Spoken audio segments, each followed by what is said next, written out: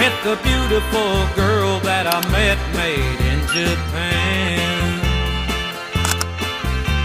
The beauty of her face was beyond my wildest dreams. Halo semuanya, perkenalkan nama saya Levina Samara Munadel Valenia dari kelas 11-7. Dan pada kesempatan kali ini saya akan menjelaskan mengenai konsep wilayah dan juga ada kategori-kategorinya. Kalau kita dengar kata wilayah, seringkali yang kita bayangin itu hanya peta atau batas daerah saja. Padahal dalam geografi wilayah itu dibagi menjadi 3 kategori. Yang pertama itu adalah wilayah formal, yang kedua fungsional, dan juga yang terakhir ada vernakular. Biar makin paham, yuk kita bahas satu persatu secara detail beserta contoh dan gambar-gambarnya. Nah, kita masuk ke kategori pertama adalah wilayah formal. Sederhananya, wilayah formal itu adalah daerah yang punya keseragaman atau karakteristik yang sama di seluruh kawasannya, dan biasanya batasannya jelas. Keseragaman ini bisa berasal dari unsur fisik, alam, maupun unsur sosial politik. Biar lebih jelas, kita lihat dari kedua contoh gambar ini. Kita lihat pada gambar pertama, terdapat kawasan Gunung Kapur.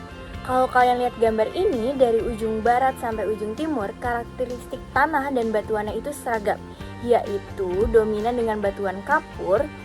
Nah, dari kriteria fisik yang sama inilah yang menyatukan kawasan ini sebagai satu wilayah formal secara alami.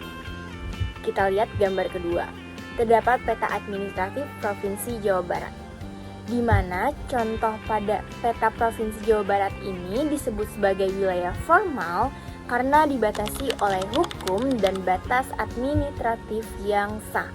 Seluruh area di dalam garis batas peta ini tunduk pada aturan dan pemerintahan provinsi yang sama. Ciri utamanya bersifat statis alias enggak gampang berubah dalam waktu yang singkat. Selanjutnya kita masuk ke kategori yang kedua, adalah wilayah fungsional. Berbeda sama wilayah formal yang seragam. Wilayah fungsional justru terbentuk dari keberagaman yang saling membutuhkan dan punya keterikatan fungsi. Wilayah ini selalu punya satu pusat kegiatan atau node, dan area ini di sekitarnya yang saling berinteraksi. Sifatnya juga sangat dinamis. Nah, agar kita lebih paham, kita akan berikan contohnya lewat gambar berikut.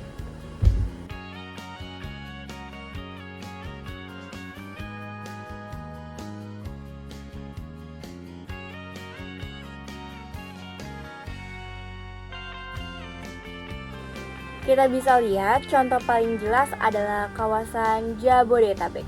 Di sini DKI Jakarta berfungsi sebagai pusat kegiatan ekonomi, perkantoran, dan bisnis. Sementara daerah penyangga seperti Bogor, Depok, Tangerang, dan Bekasi menyediakan tempat tinggal, tenaga kerja, hingga menyuplai bahan pangan. Kita bisa melihat foto kemacetan atau aktivitas komuter di stasiun KRL atau jalan tol pada pagi hari.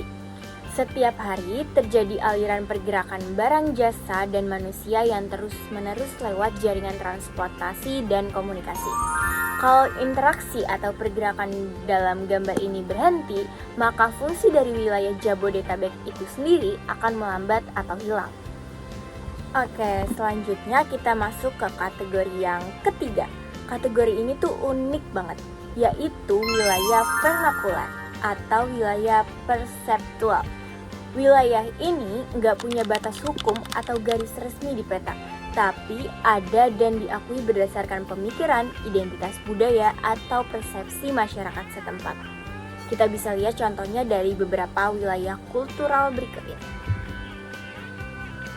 Pada gambar pertama terdapat Bumi Pasundan atau suasana budaya lokal Sunda. Contoh pertama ini, secara peta administratif negara tidak ada provinsi atau negara bagian bernama Bumi Pasundan. Tapi masyarakat luas tahu kalau daerah yang didominasi budaya dan suku Sunda ini sering dipahami secara persepsi sebagai wilayah Bumi Pasundan.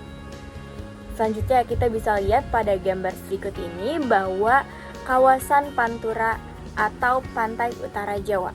Orang menyebutnya kawasan ini bukan berdasarkan batas wilayah kabupaten, tapi berdasarkan pemahaman umum bahwa kawasan tersebut adalah daerah sepanjang garis pantai utara Jawa yang terhubung jalur lalu lintas utama.